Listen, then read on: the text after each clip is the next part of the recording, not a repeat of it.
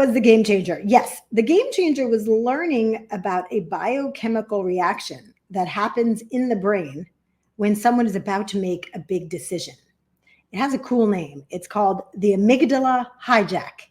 And if you've watched some of my other videos or read my books, Million Dollar Women or Go Big Now, you might remember me talking about it. I think it was in Go Big Now. So the amygdala hijack is when someone is about to make a big decision and a biochemical reaction happens in their brain where they go into fight, flight, or freeze. Now, you might have heard of fight, flight, or freeze. That is an automatic reaction that happens when you feel threatened. And it's left over from, ancient times when we were being chased by a woolly mammoth and we needed extra energy, like a big rush of adrenaline to, dart across the tundra and get away from the woolly mammoth. And that all happens in a part of your brain called the amygdala. It's deep in your brain, just a little group of very powerful neurons. And when you feel threatened in some way, all right, maybe there's no woolly mammoth, but I live here in New York. At any moment crossing the street, there could be a taxi like that barrels at you from around the corner. You didn't see it coming, or maybe it's a bike messenger, right? Well, your amygdala kicks into high gear and says, get out of there, Julia. And you suddenly have this superhuman strength to dart across the street. Or you've certainly heard about, military people deployed and they're in this, the jungle and somebody in their troop gets hurt and they can somehow carry them for like 20 kilometers on their back, right? Because this amygdala has kicked in and said, hey, this is an emergency moment. You need like superhuman strength to get this person to safety. So you've probably experienced it yourself. Like when you're about to make a big decision about something, your amygdala goes into high gear and does what Daniel Goleman, I'm borrowing his term. Thank you, Daniel Goleman. He's the author of the EQ book that many of us have read and love so much, an expert in neuroscience and psychology. So he coined this term, the amygdala hijack, because what happens is your amygdala goes into high gear, it kicks up all this adrenaline, and you wind up, and cortisol, right, which is like the anxiety hormone.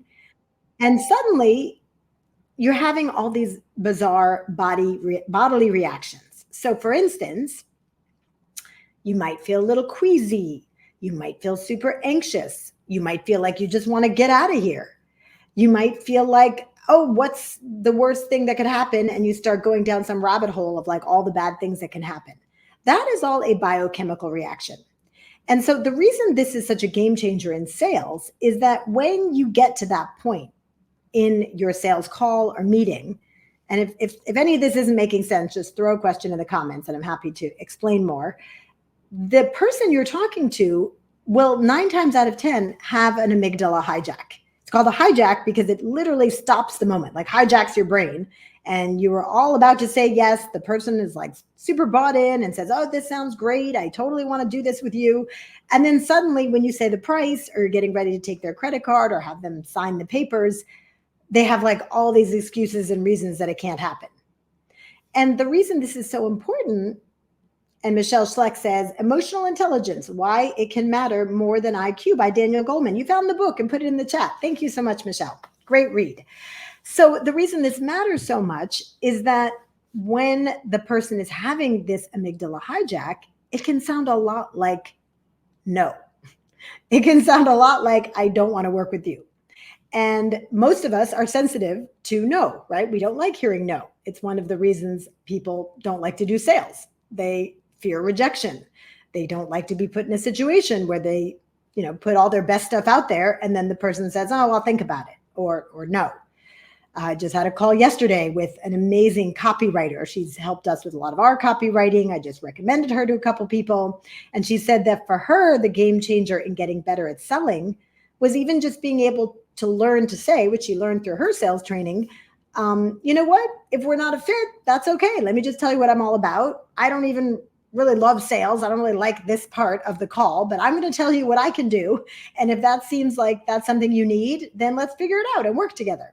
And just that little shift helped her tremendously from her sales training, because she felt like when it got to that place, she was always like trying to pretend to be this like smooth salesperson.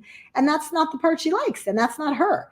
So her sales trainer smartly said, well, just embrace that awkwardness and just say like, hey, I don't even really like this part, but here we go. So these are all the tools and tricks that you learn in sales training so that you can get better at closing deals. But back to the amygdala hijack. So what's happening is they go into this little fight, flight, or freeze that, their neurons are just telling them like, you're in danger, right? Because we don't have woolly mammoths anymore. If you live in New York, you do have taxis and bike messengers shooting at you from all directions. But in our everyday life, when we're about to make a big decision, this amygdala reacts like it's a woolly mammoth or a taxi cab. And that's because we don't like change. There's another psychological term called, what's that one called? Status quo bias, where our brains are hardwired to stick with the status quo. Look how hard it is just to change coffee brands, right? Or your morning routine. It's very hard to make a decision to change the status quo. And typically when you're engaging in a sales conversation, you're deciding to change the status quo.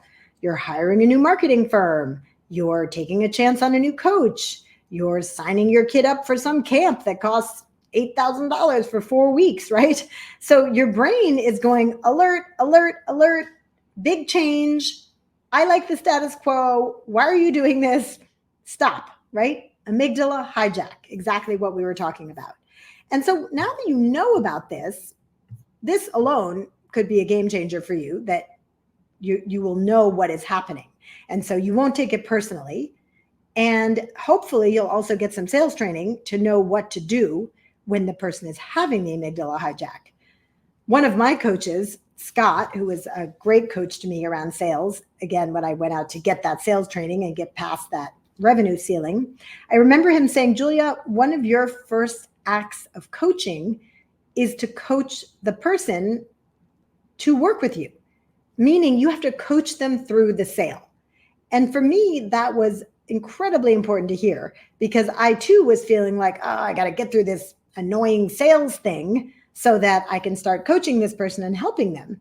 When in fact, a good coach also knows how to coach someone into making a sale, into making a purchase. Sorry. I have an old friend who's also a coach who signed up for the program today. Excited to have you in the program. You know who I'm talking to, FP. And she's so good at what she does as a coach, but she hasn't yet embraced that the first act of coaching is on that sales call. So when you get these tools under your belt and you're like, okay, now I know what to do when the person is panicking, when they're saying, well, let me think about it, when they're saying, when's the next one? And those are all really just symptoms of the amygdala hijack. I'll give you an example from my own life, because this happens to all of us. I mean, I'm trained in sales, but I have amygdala hijacks too. The camp example was not a random one. I can't believe how much my kids' camps cost. And I think I did have an amygdala hijack every single time we signed them up. Thank goodness they're getting out of those ages now. In fact, this is the first summer I have no kid in camp. Very exciting. My kids are 16 and 19. But a great example of an amygdala hijack that I had was when I went to check out Equinox, the gym. I'm here in New York, as you know, and I had been a member of the YMCA for about 3 years. And, that was serving me okay. It was 2 blocks away. The equipment was all right. Sometimes you had to wait in line for the shower. Sometimes things weren't exactly the way you wanted them to be. Sometimes they said there was a class and there was no class, stuff like that. But I got to a place where I was like, I'm working so hard. I'm making money. Like, why am I at the Y? I'm going to go check out Equinox. I think that's actually going to be a better fit for me. That's my oasis, my gym time. I want to upgrade. So I went to the Equinox near me with the intention of signing up. I really walked in like, I've made this decision already. I'm going to sign up. And I got a guy named Chris who gave me a tour. And he showed me all the beautiful things at Equinox. Oh, gee, here you never have to wait online for the showers. And not only that, but there's like beautiful Kiehl's products in every single shower stall. And you have eucalyptus towels after you work out. And you can have like a top-rated personal trainer. There were just all these amazing benefits. So I was like, okay, let's do this. We walk into his office. I sit down across from him. He's all in a good mood. I'm signing someone up. And then he starts explaining to me that the way it works at Equinox is you're signing up for a whole year. Now at the YMCA, it was month to month. You could drop out any time. So not only is this double the price, but I'm locked in for a whole year. Well, suddenly all these thoughts started kicking up in my brain. And it sounded kind of like this. Wow, Equinox is pretty fancy. I don't know if I'm going to want to go someplace this fancy every single time to work out. Like, am I going to have to buy all new workout gear? Am I going to have to like put on makeup before I come here? Maybe I'm not going to feel like I can roll out of bed and just go to the gym. I also remember thinking, oh, I had to take the elevator down to come to this Equinox. It's one level down. I'm not going to like taking an elevator. At the YMCA, there's no elevator. I can just take the stairs. It's so much easier. Then I also wound up thinking, oh, okay, so what's that going to cost over the whole year? And doing the math in my head and comparing to what I was paying at the YMCA. So by the time all this had kicked up, I had talked myself out of joining. And I just looked up at Chris, and he was literally like, what credit card do you want to put it on? And I said, well, I have all the information now. Thank you so much. I live in the neighborhood. I'm going to think about it. And he was like, great. Thanks for coming by.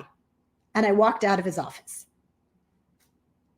Well, one, why didn't Chris have sales training? I don't know to this day. But I did a couple of years later sign up for Equinox just because I wanted to after a little pandemic hiatus. But it wasn't because of Chris. It was just because I walked back in and they missed out on 2 years of revenue with me.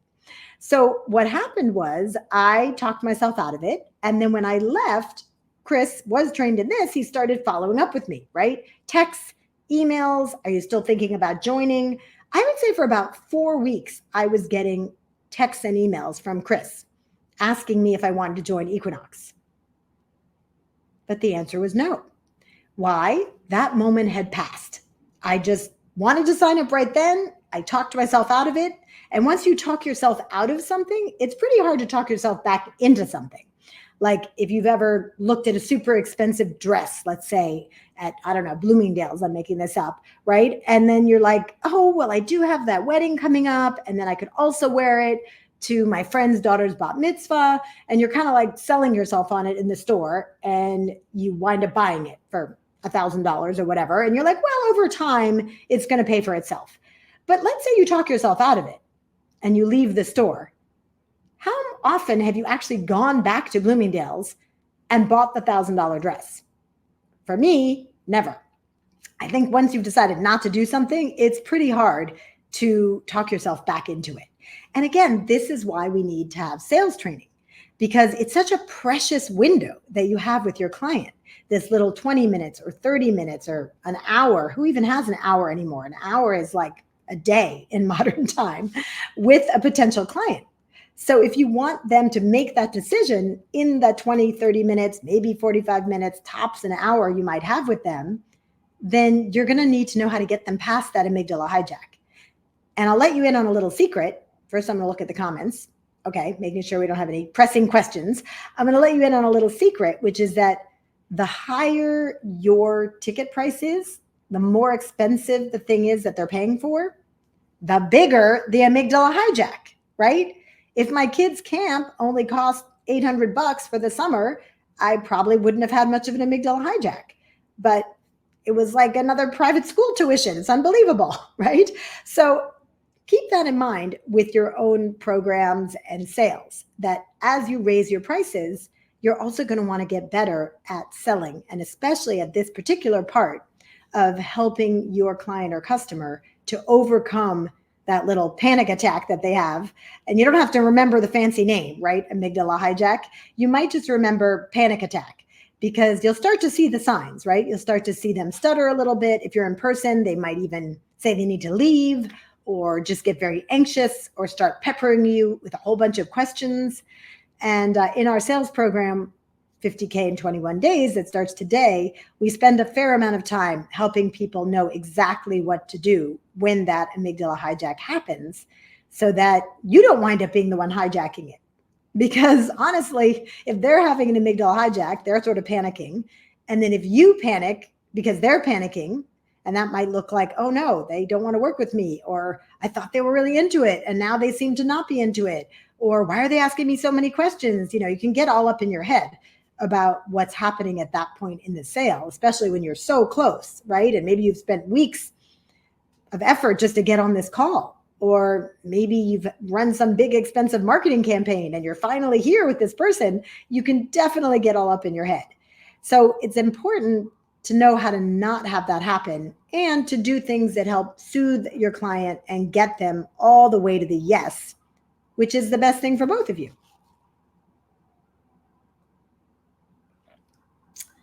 All right, so we have a couple more minutes. If any of this is confusing or you want to ask me questions about how this might apply in your type of sales, feel free to put it in the chat or in the comments and I will answer. I know I sometimes get the question, well, how does this apply to B2B sales, right? Because some people think I'm just talking about B2C, like selling to an individual consumer or customer. And B2B and B2C are not that different in sales. B2B can have a longer sales cycle where people need to get approval or you have to have multiple meetings with multiple people. But the thing they have in common, B2B and B2C, is that you're still selling to an individual.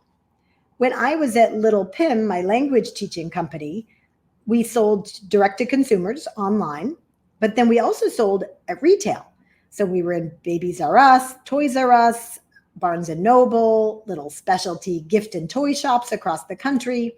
And when we were making those big sales, sometimes it was $100,000 worth of products that the buyer was buying, you still had to convince that individual to say yes. So a lot of this still applies. Now, they may not have an amygdala hijack because it's not their money, right? Their job is to say yes and get the best products into the store. But they probably have other objections during the close that you'll need to help them to get over. And that's also why learning to close is so important, because in B2B, you get a whole other set of challenges that you just really want to be ready for. And I'll leave you with one more fun little metaphor, and then we're going to hop off, and I'll be back here next week with more sales tips on Scale with Julia. And again, we're starting our sales program today. So if you've been thinking about learning how to get past your own revenue glass ceiling, then reach out to us on LinkedIn. You can DM me and we will help, see if you're a fit for today's class. That's going to be a 4-week sales sprint where everyone's going to learn how to make their next $50,000. And it's all guaranteed because we've run this multiple times before. No one's ever needed to get their money back. Everybody learns how to sell and makes somewhere between $30,000 and $60,000 during the program. And whatever they haven't made yet, they make as soon as it's over and they can focus on all those sales calls. So the last metaphor I'll leave you with is the importance of having a method for selling. So if you have a dog, let's say, and you have to take that dog out for a walk every day, you probably have a routine down with that dog, right? Where you have maybe your leash is hanging right by the door. Maybe you call Rolo, right? That's Rachel on my team. Her dog's name is Rolo. So maybe she goes, Rolo, and he comes. Maybe she gives him a treat. The leash is right there by the door. She's got the bag she always uses when she goes on the walk with the dog. That's got the little, poop bags. It's got the treats. Maybe got her keys, and she's good to go. But probably you wouldn't have a whole different method of doing it every single day. Like some days you get the leash from the bedroom, and some days you first get it all together and your coat and everything on and then call the dog. And some days you first call the dog and then get the treat and then get the keys. No, that would make you crazy. It would be far less efficient and it would really confuse the dog. So sales is very similar in the sense that if you don't have a sales method, right, you are winging it every single time. You're getting on calls, not exactly knowing what's going to happen, having to burn mental calories, figuring out, how do I run this meeting? What if they say this? What if they say that? What do they mean by that? Whereas when you learn a sales method, such as the sales cure, my method, but please learn a method, doesn't have to be my method. We've just made ours easy and affordable. Then you're really not doing the best job of serving your client because you're spinning your wheels figuring out how to run the meeting as opposed to really listening deeply and seeing if you're the right fit for the client. So if you don't have a dog, or if you have kids, it's the exact same thing. How would you get them out the door every day, right? Off to school. You wouldn't one day first pack the lunch, then have them brush their teeth, then get the coat.